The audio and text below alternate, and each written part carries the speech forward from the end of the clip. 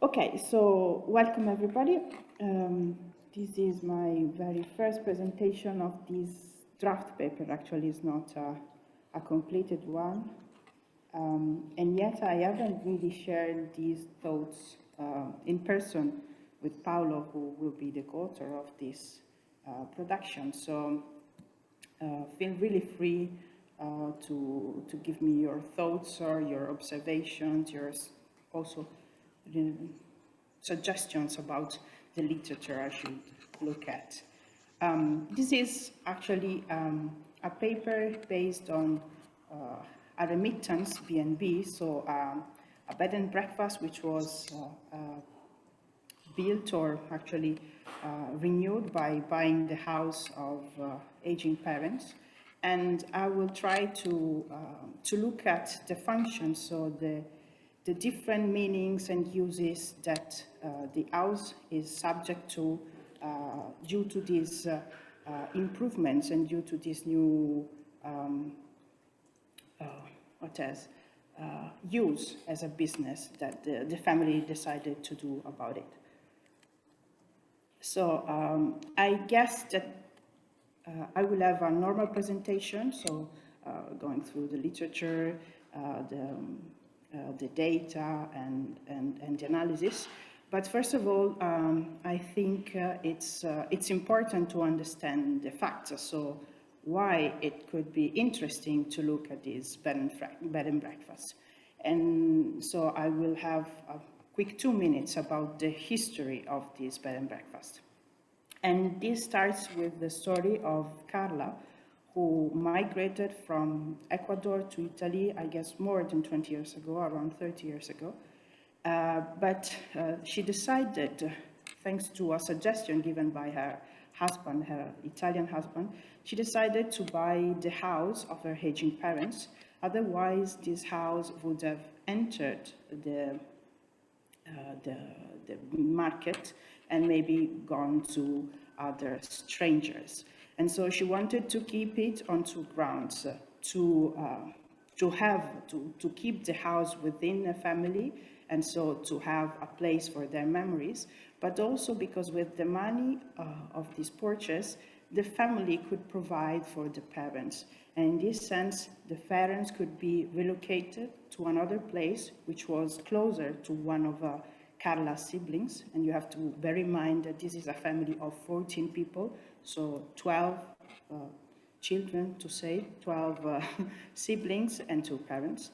And thanks to this purchase, to the money of this purchase, I was saying the parents could live in a flat near Carla's siblings and could also live of the rental of another flat that was purchased.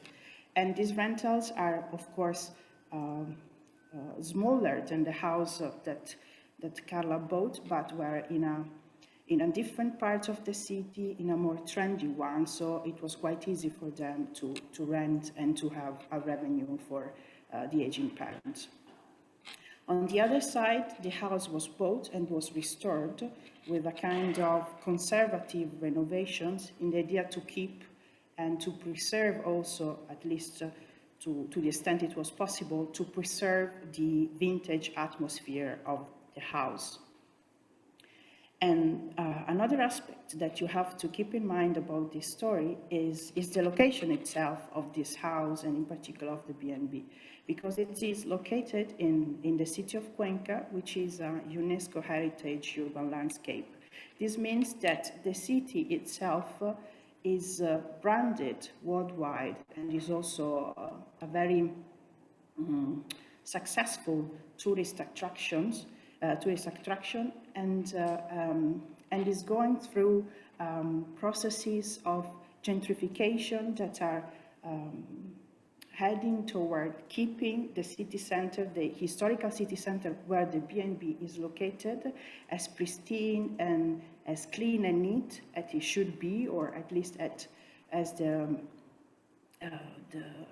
tourist business imagine it, while local shop vendors are slowly sent in the outskirts of the city because they are not considered good enough, or because they are not considered the right facade to show to tourists themselves. And a third thing that I want you to bear in mind is who actually cares for the B&B right now.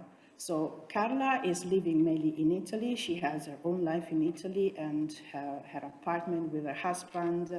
Her daughter she has a nephew. So she has a whole life in Italy. So she's a transnational migrant in this sense. But she has this B&B. She's the owner of this B&B, and she goes back at least once a year to have a visit and to check how the things are going on. So other person, and in this case, two siblings, are in charge of the administrative management on one part, on the daily maintenance, like checking for the plumber or checking for if something gets broken. And these are the people that don't live there, actually, but come and visit more oftenly, like once a month or whenever it is needed.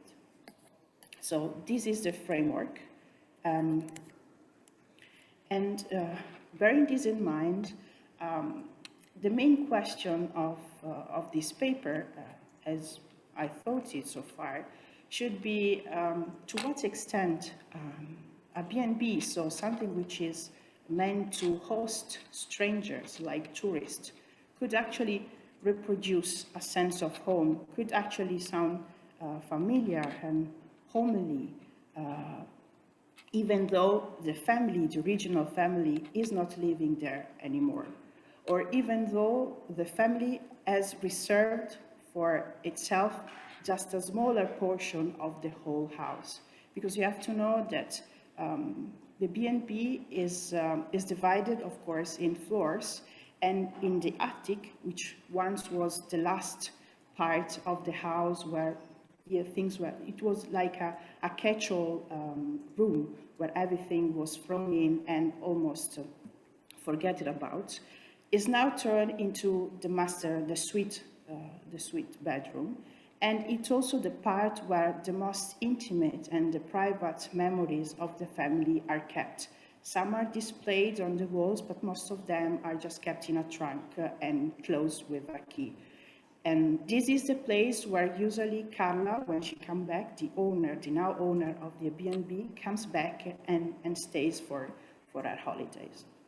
So having this in mind, my question is it possible to call this B&B home, or are there differences? Is something different to be described? And this starts by having in mind the definition that has been given throughout the years about a house that should be a living house, that should be peopled by someone truly inhabited. And so we also have in mind this idea of a chaos of messy, lively things that happen in a family and that keep the house as a place alive itself. But I will also try to use a focus that is more, of course, focused on the house itself, so on the structure, on the building, to look what happens in relation to this building. And in this sense, I will keep in mind what Marta Bivan said about houses as buildings rather than could be considered as buildings rather than dwelling places. And finally, being this a form, to some extent, a form of remittance and a form of transnational investment to both keep a house within the family, but also to build a real business, to have some kind of profit. I would like to investigate to what extent the remittance discourse actually enters the story of this B&B, and to what extent it's actually related to a new hierarchical structure within family members and within the relations that bond these family members, in particular with the house. And to do this, I will build on this interesting piece made by Schwab and Wagner last year, which took into consideration how humans and non-humans, in this case remittance houses, play actually a role in conveying this network of transnational care, so across states, and to what extent the house themselves are part of this engagement for the family well-being. As you probably know, I didn't conduct the interviews by myself, but actually it was Paolo who has been working on transnational families and home during the last 10 to 15 years, I think. And he moved from Italy to Cuenca and probably other cities in Ecuador. So it's part of a much larger comparative study. And the first one of his key informants is, of course, this Carla, who he met here in Italy, and also opened him the field work just by engaging also her siblings to have some chat with him. And he went to Ecuador more than once, and he was actually hosted in the B&B. So it was a form of deep involvement, deep engagement with more than one person of the family. And it was also the possibility to live directly what people were saying, what people were remembering about what was the house before and about the intervention, the renovation that were made to the B&B. And in fact, throughout all his fieldwork, both in the two countries, he took quite a few pictures to testify to what extent the material objects could convey and could help in prolonging the life of this house. And so, as you understand, it's a study made mostly about in-depth interviews, but also of the kind of walking interviews that Paolo could collect by walking through the corridors and the doors of the B&B.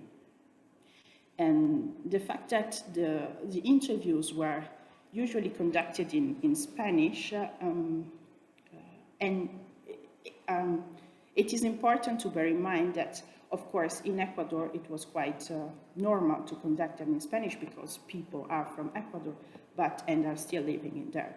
But the person who lives in Italy, and Carla, who has been living here for more than 20, almost 30 years, sometimes had some problems in keeping and being steady on speaking Spanish.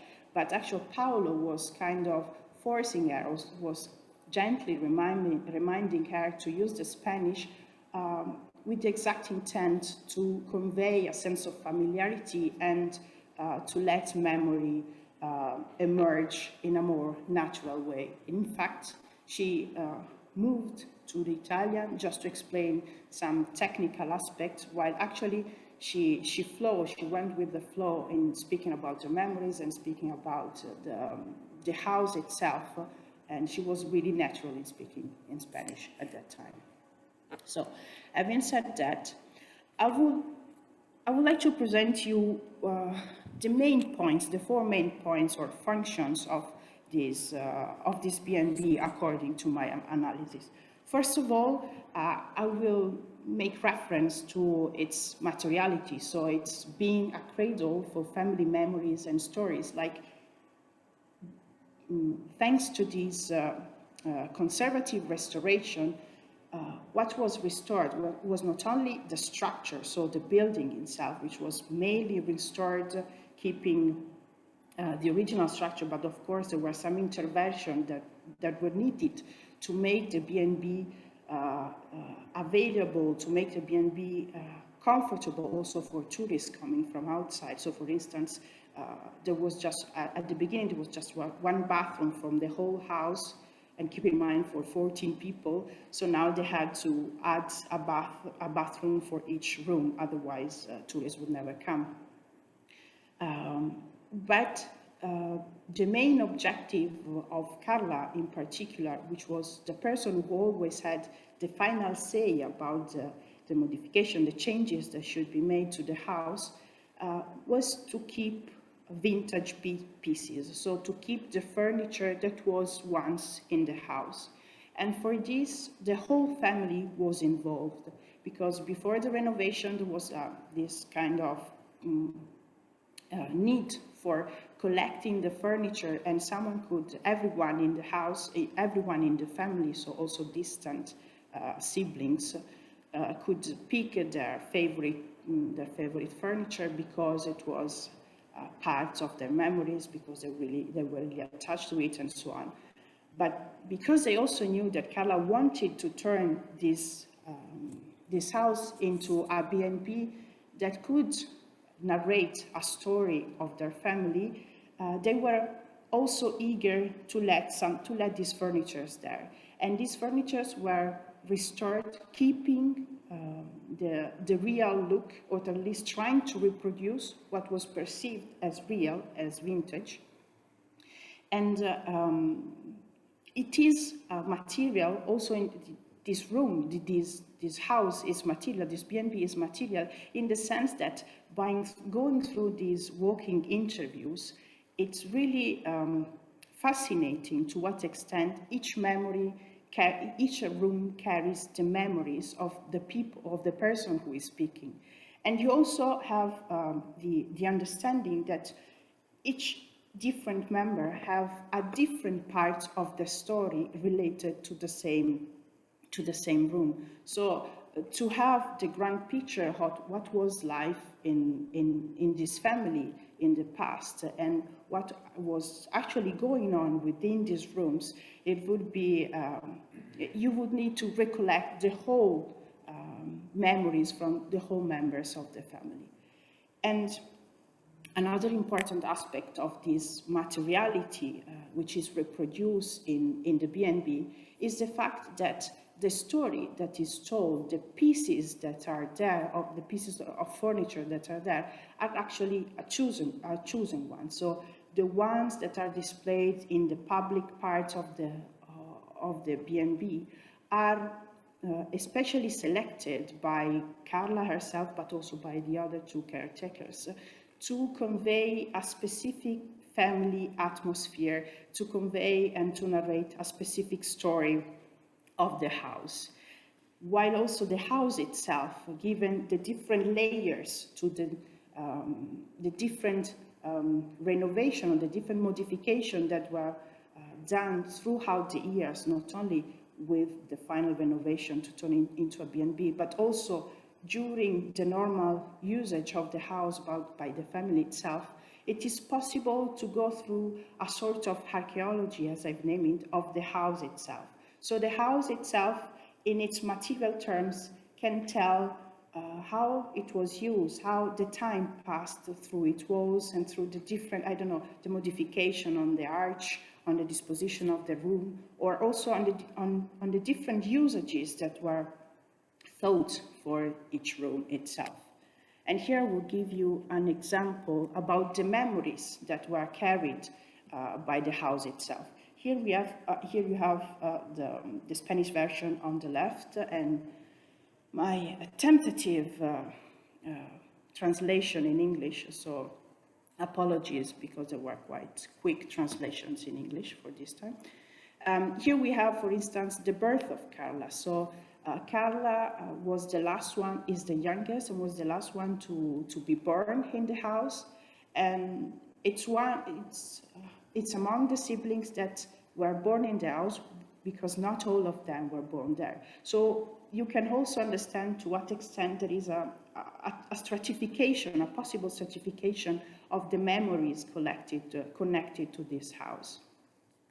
While in this second, there is Diego, who is one of the new caretakers of the house, which is remembering about to what extent a room was a personal room or a room that was shared with others. And this usage of the rooms and the different translations of people and movements of the family members from one room to the other were also due to life cycle events that occurred, like going to university or going out for marriage and so on. So the house itself was the scenery where life where life happened, and where again material aspects were actually engraved in the walls, and you could actually see to what extent this was part of the family history. The second function of this B&B is for sure a transnational investment. So it's part of the remittances discourse. And given that it is a quite successful B&B, at least if, by checking on booking site, it has quite high ratings among the tourists that have been hosted there. It's for sure the renovation and then the turn into a B&B was made to make the investment self-sustainable. So it was a kind of, there was this idea of making some profit out of this investment. But on the other part, as I told you before, this kind of investment was also a form of indirect way to care for the house itself, to care for parents, and at the very end of this transnational care network or chain network, of care, there was for sure the intention to care for the family itself, to care for the family by preserving and by saving the place where their memories could be kept alive through the objects and through the renewal of this memory by being there. And so here you have the sentence or the remembering of why Carla bought the house and to what extent the money were transferred to investment and to the family well-being, as it always, as not always, but often happens with the remittances. The third function that I see in this B&B is actually the possibility to see the house, so the B&B, as parts of the local landscape. As I told you before, the city of Cuenca itself is part of this UNESCO heritage landscape. And the idea of the B&B, in particular the idea of Carla, of keeping this vintage atmosphere and this vintage and the old atmosphere of the family within the walls of the house matches or mirrors what is happening outside the city, at least in its historic part where the B&B is located. And so you can see that there is this double engagement of both the B&B and of the city to preserve an historical atmosphere, to preserve an historical and a very picturesque idea of what life was in the city of Cuenca. And it is interesting because in the quotes that Paulo collected from the members of the family, there is some, they mention a few of the modernization, or at least of the changes that are brought to the city, like for instance, a tramvia or a tram that should make transportation quicker. But the idea is that this house, it's really integrated, really embedded in the street, in the neighborhood surrounding it, and it is kept also from the outside, from its facade. It is kept as it was, and it is really like the other buildings around. And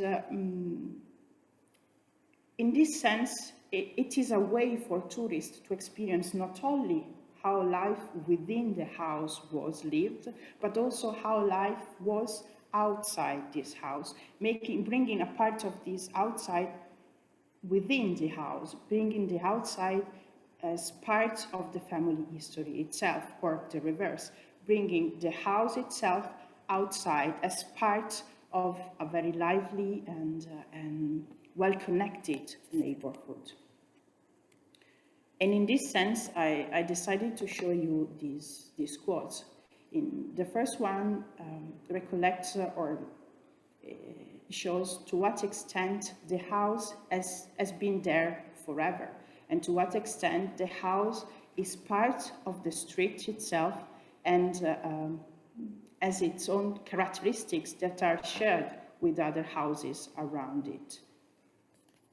But it is also a tourist attraction, so it goes back to what I mentioned before. So the renovations were needed not only because they wanted to preserve the house itself, but also were needed because it is an entrepreneurial investment. So it needs to be suited for tourists, and it also needs, at least to some extent, to match some more modern taste. So trying to keep a balance between the vintage atmosphere and what is now like the basic standard for tourists traveling around the world. And it is a plus the fact that this B&B is located within Cuenca, which is a strong tourist attraction by itself. And finally, the last function that I see in this B&B is the fact that by looking at the bonds, or by looking at the linkages bonding the house and the family members, it is possible to see a new and a different hierarchy of relation of people towards this house and of people among themselves. So the original owners, so the aging parents, were relocated in another place, which was in the same city, but in a different place. And to this extent, we have also to distinguish between the reaction of the mother and the reaction of the father.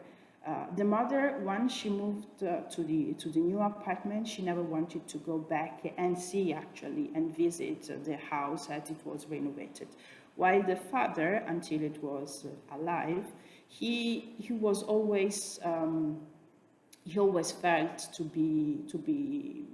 he always felt nostalgic. And the fact that the father was really nostalgic, it's somehow it's possible to see it within the house itself, because it's full of the father's hobbies, it's full of the father objects, and it's full of its life.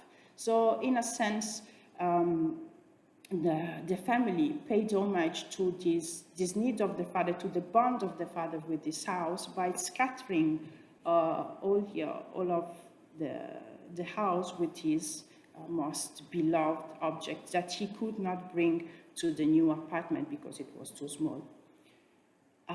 So the original owners were not owners anymore, but the current owner is the one who actually doesn't live in Cuenca, doesn't live in Ecuador, but is one of the transnational migrants who lives far away and can come just once or twice a year. So in this sense, the fact that Carla is the legitimate owner and has the right to have a final say and has the right to claim the property of the house actually doesn't make her the most privileged person, doesn't make her the one that actually can benefit of the house itself throughout the years. Because who actually feels to be more privileged and who feels to have a real connection and a prolonged connection with the house are actually the current caretakers. In this case, Julieta and Diego, who are the ones in charge of the daily maintenance, and who are the ones who actually say, I feel privileged to be here. Carla is the owner of the B&B, but she cannot really live here. She cannot sneak around the B&B and see the house itself and smell the atmosphere and have the same emotion and the same remembrance of the family history, of the family story, because she's not living here, because her real life is somewhere else. And finally, in these different hierarchical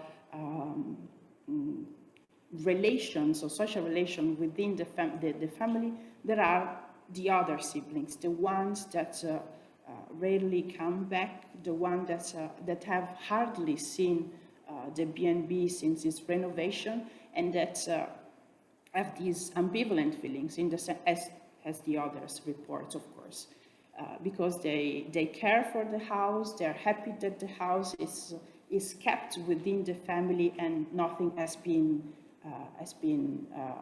lost. But on the other side, giving this detachment, giving this impossibility for them to be there and to renew this kind of bond with the house, there is also a sort of slow detachment, a slow stretching of the real bond with the house itself, although it's still alive in their memories, but is not renewed through the presence with the house. And here to show you that to what extent a caretaker can express gratitude for having the privilege of being there, of being in the B&B, and having the privilege, of course, to relive again and again the past lives of the family history. While on the other side, the real owner of the house comes to a kind of humanizing the house itself. So saying that it stands still, but actually the house has a life itself, because when I'm not here, the house goes on in any case while I'm living my real life somewhere else. So in this sense, the house has become a member of the family itself, is part of the family, has its own life, and it's nice to go see and visit and be again part of the neighborhood and be again part of how life was once. It's like an immersive experience when Carla comes back, but then she knows that she will not stay there forever and she goes back to her real life. So my concluding remarks about these really sketch ideas about this paper is that to answer the question is that the house actually is lived, but it's not lived by the family itself, but it's lived for and because of the tourist, and it's lived in the sense that the materiality of the house itself and the narration of the people that used to live in the house are parts of the life of the house. And this idea of keeping most of the furniture coming from the past also conveys the B&B spirit, conveys the intention to show tourists a familiar place, a home-like family environment. But it is based on a specific decision. It's based on the impossibility to really show the intimacy and the most private parts of the most private thoughts and memories of the house itself. As I told you, it is kept locked in the attic. So in this sense, to keep the home home-like to some extent, there was this need to turn the private into public. So what was once the part, or what were once the parts that were the most private ones, the ones that were really connected to the heart and soul of the family, like the patio or the saloon, is now the main part that tourists see. Is now the part where the daily activities of the B&B are conducted, whereas what was once a really forgotten place like the attic is now turned, so not even public, what was something forgotten, is now turned into something really private and really familiar, where you can actually see and smell and see the real pictures of the family and of the member of the family growing on, and about the hobbies of the father and so on. So it's like the most intimate part of the family, which is kept somehow far from the indiscreet eyes of most of the tourists that go there. And it is the part where Carla herself finds a refugee when she comes back to the B&B. The second aspect that I want to bear your attention to is that now the house is perceived by the caretakers in particular more as a museum rather than as a home, because it's full of things that needs to be kept in their pristine form, that needs to be nurtured, and are there to tell a specific story. But they are not lived, and they are not really used anymore. And this come to connect the necessity, this come to connect the relationship existing between this spatial distance and the social processes that are connecting to this impossibility or possibility to be in a place for prolonged time. And in this sense, I think that the story of this B&B and the story of those who take care of this B&B show us to what extent caretaking in presence is a form of renewing the bond with the house, as shown by the fact that those family members who actually can go back to the house can't really get in touch or renew their bond, slowly feel apart with the house itself.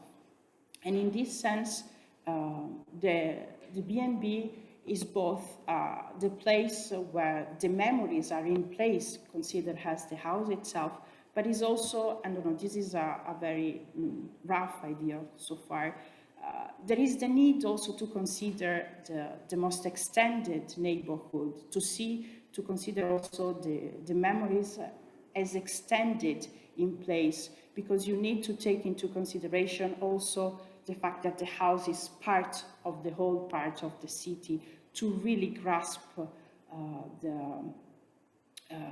this effort to reproduce home and to reproduce something historical. In this sense, I wonder whether the analysis about this B&B could be different if we consider also what happens if the city of Cuenca itself goes through new changes and becomes more modern, or loses this heritage landscape link and decided to hypermodernize. Or, for instance, it could be nice to analyze to what extent the B&B is perceived or is seen as a home, as a real home, and to what extent it is so by tourists itself or by the guardian, by those who have to take care of the house but are not part of the family itself. And so there is a person who lives there, who has a small portion of the house, but actually this person does this job for payment. So it's not because of a bond that was built throughout the years, but because it is a job. So it's something commodified to some extent. So I would like to see, to to what extent is this possible to speak about a kind of home when also other actors are taken into account. So I stop here.